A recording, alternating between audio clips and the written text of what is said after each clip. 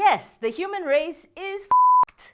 And the best part is, we don't need to wait for a zombie apocalypse, Arnold Schwarzenegger, or allergies from pig bristle brushes before that happens. We are doing it to ourselves.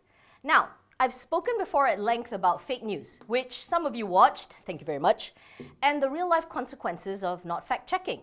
Today in particular, I want to talk about the anti-vaxxer movement and the real-life consequences which are, well, death in the worst-case scenario. It's pertinent to talk about it at this time because 2017 could be the year where the anti-vaxxer movement could very well rise to prominence.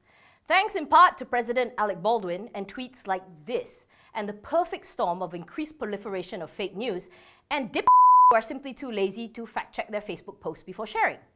But the thing about immunizations is that if enough people aren't vaccinated, the risk of an outbreak is very real. And unlike bad haircuts and bad presidents, you can't get rid of it after 4 years. Because as the saying goes, you can't unring a bell. Take the case of measles. In 2016, measles cases in Malaysia as of the first week of June increased by 340%, according to Health Department Director General Dr. Noor Hisham Abdullah. He said it was because children were not immunized to the disease.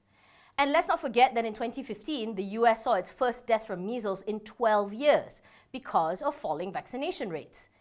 Even scarier, according to this piece from the New York Times, written by a pediatrician, he said that when a percentage of children in a community who have received the measles vaccine falls below 90 to 95%, you can expect to see major outbreaks. So, why are parents buying into the anti-vaxxer movement?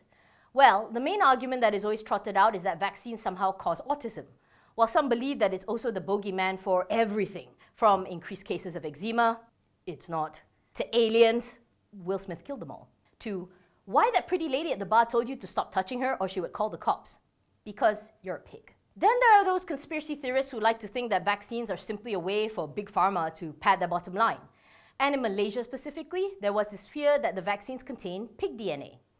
So let's break that down. When people talk about how vaccines cause autism, it normally links back to this man, Andrew Wakefield. In 1998, he published a study describing a link between the MMR vaccine and autism, a study that was eventually debunked by other scientists that couldn't replicate his findings. The very journal he had published that study in retracted it, and the very well-regarded British medical journal considered it fraudulent. However, if you want research about how vaccines don't cause autism, I can link you to the US Center for Disease Control, the Autism Science Foundation, and literally every doctor you've ever met in your life. But what about the halal issue then? Well, according to that Channel News Asia story, our own doctors are saying the same, that any vaccine available here in Malaysia is permissible. And that comes not only from the National Fatwa Council, but also from religious councils all over the world. And yet, even with all that, I can't believe that we're still even having this conversation. Didn't you hear what I said earlier? Measles are up 340% because some of you believed a forwarded email instead of your doctor, who went to medical school for 8 years. Maybe Jamie Kimmel had the right idea when he said this. If you are one of those people who knows more than doctors, that's fine, no vaccinations, but you're not allowed to go to the doctor anymore. Okay? Why would you even want to go to a doctor who knows less than you do? So, if you fall and you cut your head open, you will not be admitted to the emergency room.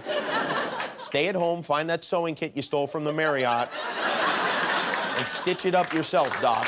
Look, if you're going to keep sharing things that you haven't verified from several sources, then take me off your FB list, okay? I will hold nothing against you. But if you're going to, you better bloody well make sure that when I ask you for proof, your answer isn't simply to just Google it. Because if it affects just your own kids, that's fine.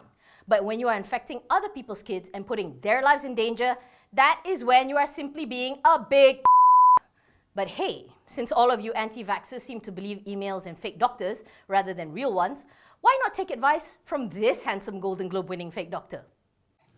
You know another really good business? Teeny tiny baby coffins. You can get them in frog green, fire engine red. Really. The antibodies in Yummy Mummy only protect the kid for 6 months, which is why these companies think they can gouge you. They think that you'll spend whatever they ask to keep your kid alive. Want to change things? Prove them wrong. A few hundred parents like you decide they'd rather let their kid die than cough up $40 for a vaccination. Believe me, prices will drop really fast. Your doctor won't say this to you, so I will. Stop thinking you are a special snowflake parent and get your damn kid vaccinated. Because if I turn into a zombie due to a mutated measles outbreak, it's your ass I'm coming for. Just saying.